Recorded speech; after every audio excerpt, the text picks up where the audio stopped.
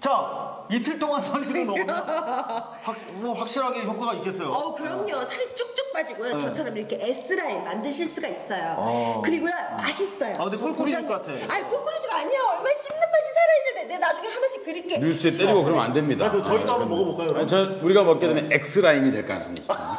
X라인 이렇게 돼? 이거 좀 빼야 돼, 이거. 이거 맨날. 이상호 기자는 원래 X라인이었습니다. 뭐야 또 맨날 말 만들어내. 여기는 S라인. 좋습니다. 여하튼 저희도 체험을 해보죠 뭐. 제가 나중에 드릴 테니까 한 잔씩 완샷씩 때리더라고요. 좋습니다. 네네. 여하튼 우리 곽현아 씨가 곽현아 타임을 하니까 완전 신나버리셨어요. 그러니까요. 제가 또 다음 주에 또 흥미진진한 곽현아 타임 준비하도록 할게요. 좋습니다. 광고는 광고인데 이런 광고는 뭐 그래도 볼만하네요.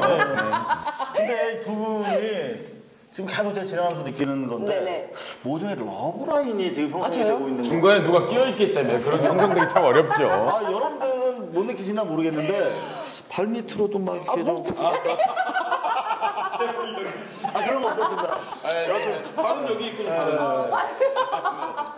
저도 깜짝 놀랐어요. 존경하시죠? 존경하죠. 존경만 하세요. 존경하고 그럼 저희도 은교 한번 찍나요? 사실 이상호 기자 뭐 그 얘기 나왔으니까 하는 얘기는 저는 곽현아 배우에 대해서 사실 잘 알지 못했습니다. 근데 발뉴스 이제 처음 나오고 나서 이제 본격적으로 알게 되었는데 찾아봤죠 사실. 인터넷. 네, 인터넷 그럼 찾아봤죠. 수영복 사진. 네, 뭐 그것도 그렇지만 저는 이런 생각을 했습니다. 저보다 한참 젊은 분이신데 이런 뭐 현실의 문제를 얘기하고 진실을 위해서 다가가는 그러나 굉장히 경쾌한 우리 세대하고는 다른 그런 것을 보면서 참 훌륭한 사람이다. 정말 박수 부탁드립니다. 아유 감사합니다. 제가 뭐 한 게 있나요? 네, 저는 뭐 이상호 기자님 지난번에 우리 박현민 씨가 나와가지고 이상호 서혜성이 이거 하는 건 알겠다. 근데 박현아는 왜 나오냐? 야, 박현민 건들지 마. 우리 곽현아 씨 건들면 큰일 난다. 절대 우리 주요 핵심 자원입니다. 절대. 그냥 나는 딴따라다에서만 그냥 제한적으로 활용하시고. 네네네. 자, 그럼 이제 우리 또 남은 뉴스 빨리 전해드려야죠. 아니, 남은 뉴스라니. 남은 뉴스 아니에요? 찍게 다시 뉴스라니. 이 진짜 뉴스입니다, 여러분. 진짜 뉴스. 특종. 특종. 특종을 여러분들한테 하나 준비했습니다. 제가 특종이라면 특종 맞아요. 이번에 준비한 대박 뉴스입니까? 뉴스만큼 애프터 서비스가 사실 필요한 품목이 없죠. 7년 전 언론계를 강타했던 뉴스 사실은 저희가 발뉴스에서 부활시켰습니다. 바로 이겁니다.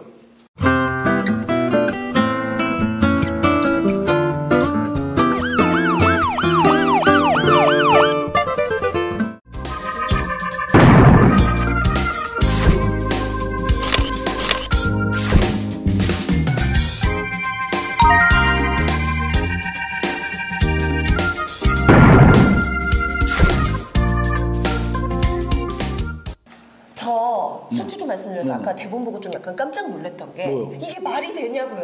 뭐가? 아니 정식으로 복권 사는 데서 복권을 사는데 1등에 당첨이 됐는데 은행에 갔더니 돈을 못 주겠다고요? 이게 말이 되냐고요. 저희가 사실은 첫 번째 순서로 여러분들한테 보도해드릴 내용이 바로 이 내용입니다. 저희도 깜짝 놀랐어요. 제보를 받았는데 정말 이거 특정 판매점에서 복권을 샀다는 거죠? 네네. 정식으로 판매점에서 산 거 죄송합니다. 인터넷이나 이렇게 산 게 아니라 그런 말 쓰는 게 제일 맞죠. 야매로 산 게 더 잘 쓴 거예요? 그렇죠. 스포츠 토토 정식 판매점에서 샀는데 그렇죠. 네네네. 근데 왜 은행에서 돈을 못 주겠지? 참. 그럼 이분이 개인적으로 인쇄한 게 아닌 거죠, 그러니까. 집에서 찍어낸 게 아니라 돈 주고 산 거예요. 자, 다른 뉴스 매체에서 나오지 않는 뉴스 이상호닷컴을 통해서 제보해 주신 여러분들의 제보로 만든 뉴스입니다. 사실은 첫 번째 소식으로 전해드리겠습니다. 황당한 복권 이야기입니다. 피해자가 발생하지 않도록 이건 알려야 된다고 생각합니다.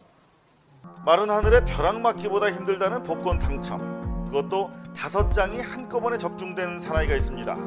그런데 이게 웬일이죠? 은행에 갔더니 당첨금을 줄 수가 없다는 겁니다. 도대체 무슨 일이 생긴 걸까요? 사실은 이랬습니다. 충남에 사는 김모 씨는 지난 1월에 스포츠 토토 가게에서 같은 복권 5장을 샀습니다. NBA 농구와 유럽 축구 등 8경기를 골라서 승패를 예측했습니다. 그리고 이틀 뒤 결과를 맞춰봤습니다. 패, 무, 승, 승, 승, 승, 승. 8경기 예측 결과 놀랍게도 모두 맞춘 것으로 나타났습니다.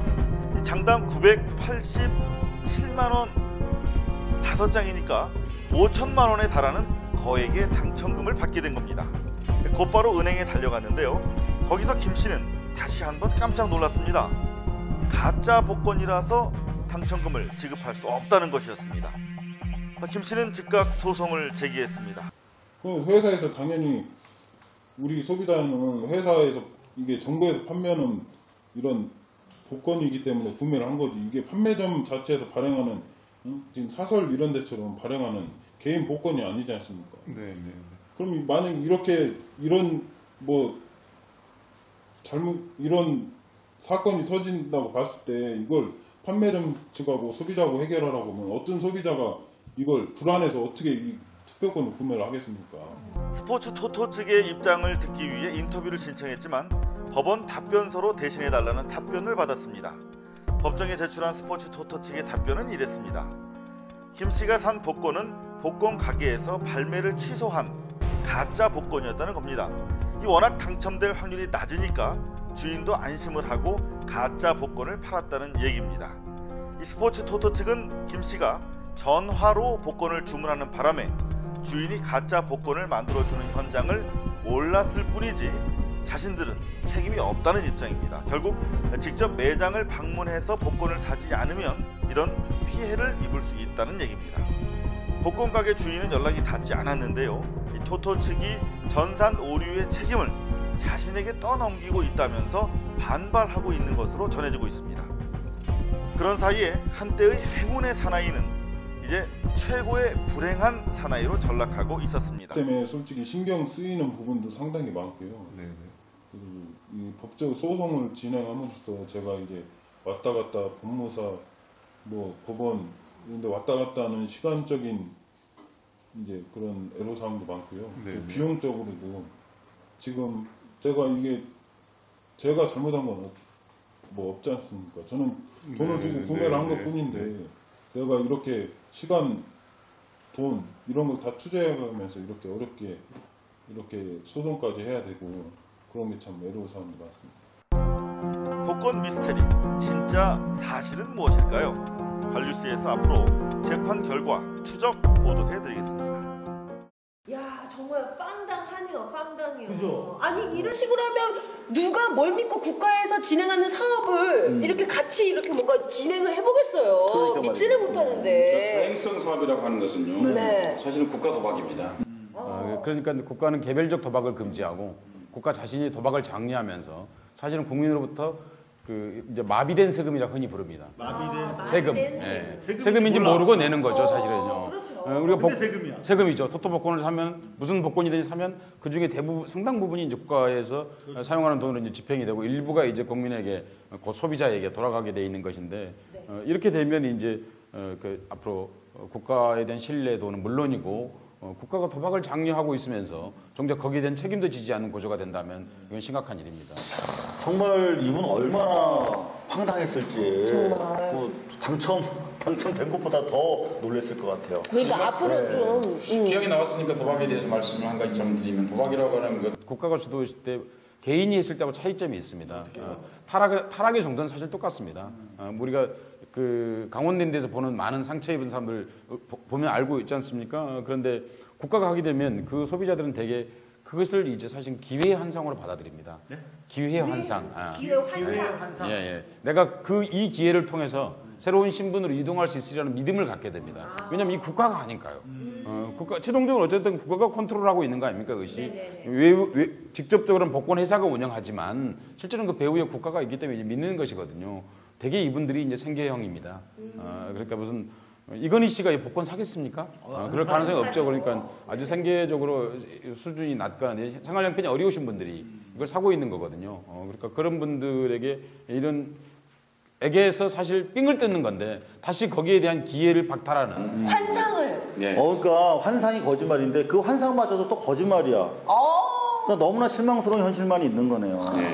이 복권 문제 정말 중요한 문제가 아닐까. 관심 계속 한번 가져보시죠. 네, 앞으로도 쭉 저희가 관심 갖고 저희 발뉴스 사실은에서 끝까지 사실을 밝혀드리도록 하겠습니다. 근데요, 그러니까 보니까 사람들이 지금 이상우 기자님한테 취재 이거 해달라 진짜 쇄도하고 있다고 그러더라고요. 사실 손바닥 뉴스에서 광고 영업을 해야 되는데 지금 원래 지금 직업이 있으신데. 저 낮에는 일해야 돼요. 네. 근데 여러분들이 자꾸 이상호닷컴 그리고 또 이상호씨 트위터로 계속 제보를 주세요.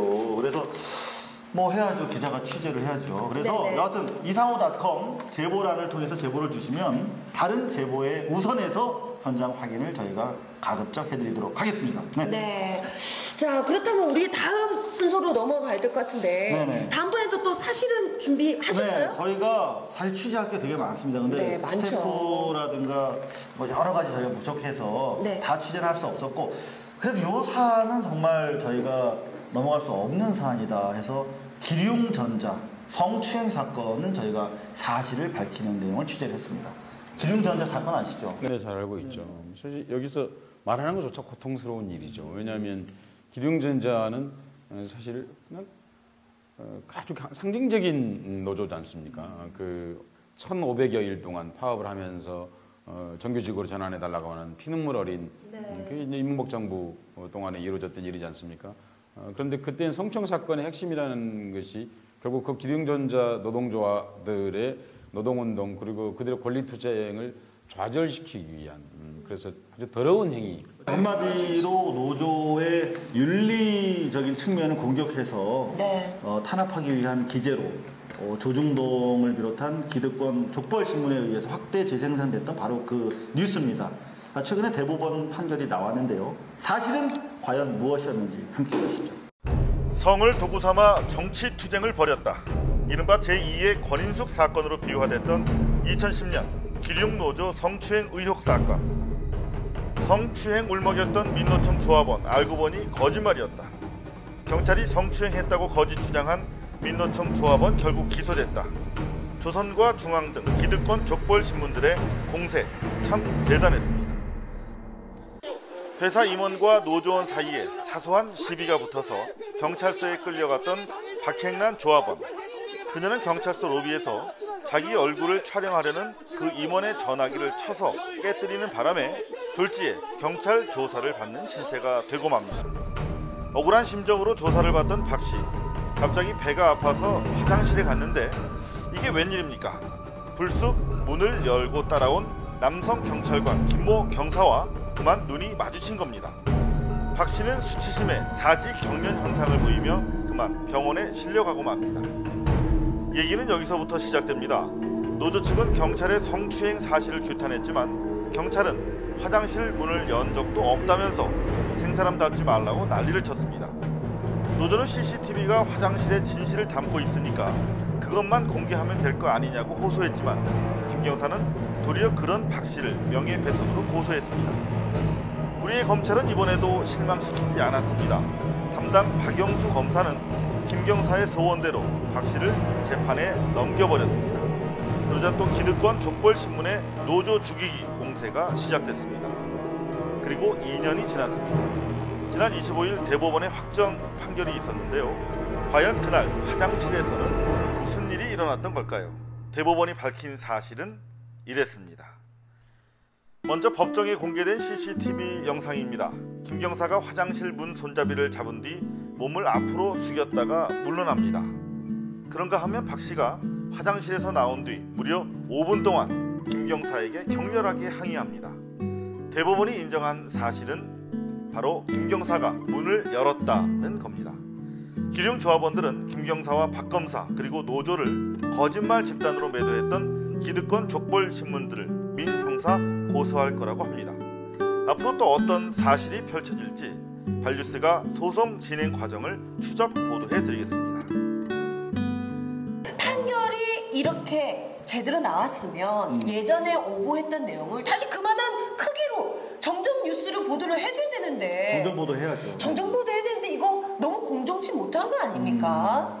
사실 그 이 문제에서 나왔던 언설, 이럴 때 언설이라고 하는데요. 단지 네. 보도만이 아니라 그 언설은 이제 86년도 부천서 성고문 사건이라고 흔히 부르는 권순양 사건. 그러니까 성을 혁명의 도구로 사용한다고 그 당시에 그렇게 표현했습니다. 실제로는 이제 성추행이라고 부릅니다만 사실상 강간이죠. 문기동. 문기동이라는 부사가 사람이 문기동. 예, 그렇게 했었는데 이번에도 자신들이 가해했으면서 네. 가해를 거꾸로 뒤집어 씌워서 마치 성을 노동운동에 무기로 사용하는 것처럼 그렇게 이럴 때 이런 말 써야 됩니다. 내다바이 시키는 아주 사기친 거죠. 언론의 이름으로 사기를 쳤던 사건. 여기서 하나 저희가 약속을 드릴게요. 발뉴스, 듣보잡, 빈 창고 같은 건물에서 저희가 방송을 하고 있지만 항상 저희 틀릴 수 있다라고 하는 겸허한 자세, 사실을 추구하되 저희가 잘못됐을 수 있다는 겸허한 자세로 저희가 만약에 오보, 사실관계가 잘못됐을 경우에는 보도한 것 또는 그 이상으로 저희가 정정 방송을 해드리도록 하겠습니다. 그 약속 반드시. 약속. 정말 그래야죠. 국민들이 돈을 주셔가지고 이 방송을 하고 있는. 그런데 이상호 기자 그 돈은 이상호 기자 마음껏 집행하는 겁니까? 혹시 그 사장님처럼 그 회사 사장님처럼 혹시 뭐 카드로 다른 여자분 뭐 사주거나 뭐 혹은 사모님 말고 다른 여자. 그러니까 저는 노조보다도 집사람한테 벌써 잘려요. 되게 노조보다 집사람이 더 무서운데. 저는 김재철 사장은 정말 대단하신 것 같아요. 사모님이. 사모님이 쿨하신 거지. 아 그런 거예요. 그러니까 나는 내가 만약에 내 남편이 그랬으면 난 진짜 손모가지 잘났어. 아 이거 방송에서 이놈의 남편이 너 나가지 마 이래가지고. 네, 여하튼 네. MBC 이게 잠깐 나와서 광고 말씀드리는데요. 내일 시청 앞에서 행사가 있어요. 많이들 좀 참여해 주시고 빨리 MBC 국민의 방송이 여러분들 품으로 돌아갈 수 있도록 힘을 좀 모아주셨으면 감사하겠습니다. 근데 그래도 궁금한 게 있습니다. 국민 모금으로 모은 5천만 원 어떻게 집행하실 겁니까? 우리 교수님 끈질겨요. 왜냐면 솔직히 말씀 저도 궁금해요. 네. 우리 설명을 넘어가려고 하면 어떡하면 국민이 돈을 냈으면 이 방송을 통해 설명을 해야지 뭐 개인 착복하게 된다는 이런 일이 생기면 어떡합니까? 5천만 원 어떻게 쓰실 예정이신지 조금 알려주시죠. 저희 아직 못 받았고요. 아 그렇습니까? 그냥 저희 빚내서 하고 있고요. 네네. 7월 중순쯤에 여러분들 소중한 정성을 이제 건네받게 됩니다. 네. 그렇게 되면 지금 어떻게 과연 그 귀한 어려운 와중에 모아주신 정성을 감히 쓸 수 있을까? 첫 번째 약속을 드릴 거예요. 저희 절대 밥 먹고 뭐 마시고 먹고 마시고 하는데 절대 쓰지 않겠다 약속 드리고요. 두 번째는 저희가 한 번 써서 없애는 돈보다 그 정성을 가지고 지속적으로 방송으로 이어나갈 수 있는 토대 스튜디오도 소중하게 만들고 그리고 여러분들 방송을 할 수 있는 그런 기자재를 우선적으로 사는데 인프라를 만드는 데 쓰도록 그렇게 할 국민 여러분께 절을 한번 드려야 되겠네요. 우리 스스로. 네. 카메라 네. 인사. 카메라 지금 세팅이 안 돼가지고요. 인사하려면 기다려야 됩니다. 인사해도 된다고 큐 주시면 인사하겠습니다. 네. 네, 감사합니다. 네, 감사합니다. 네. 네. 자, 너무 오랫동안 기다렸어요. 오랫동안 기다렸어요. 바로 또 많은 분들이 기다리셨던 바로 그분. 바로 시작하겠습니다.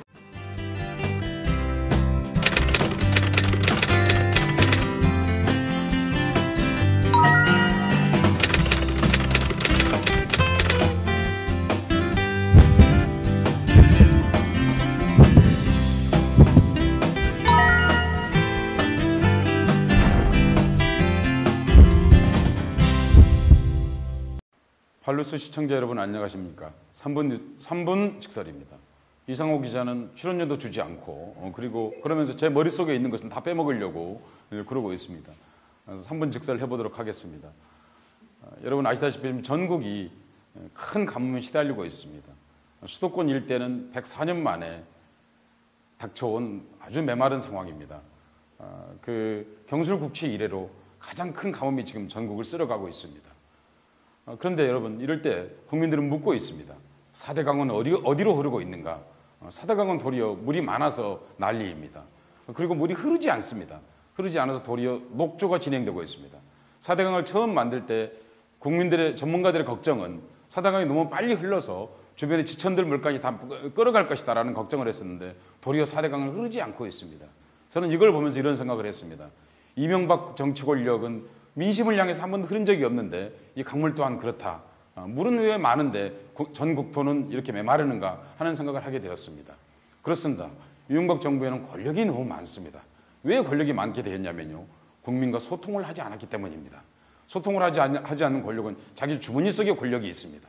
주머니 속에 권력이 없을 때만 그 정치는 훌륭한 정치라고 할 수 있습니다. 이명박 정부 이래로 사실상 우리 국민권에는 엄청난 돈이 모여 있습니다. 그런데 국민은 빚쟁이로 전락해가고 있습니다. 이것이 한국의 사대강과 이 가뭄과 같이 일치하는 것이라고 저는 그렇게 생각하고 있습니다. 이 가뭄은 민심의 가뭄과 함께 진행되고 있습니다. 지금 한국의 가장 커다란 가뭄은 진정한 가뭄은 민심과 민주주의의 가뭄입니다. 지금 국민이 기다리고 있는 비는 단지 이 대지를 적셔줄 비뿐만이 아니라 우리의 마음과 우리의 이 가난과 이 빈곤과 무엇보다도 기본권이 후퇴하고 표현의 자유가 후퇴한 이 민주주의의 비를 기다리고 있습니다. 여러분, 우리는 기후제가 필요합니다.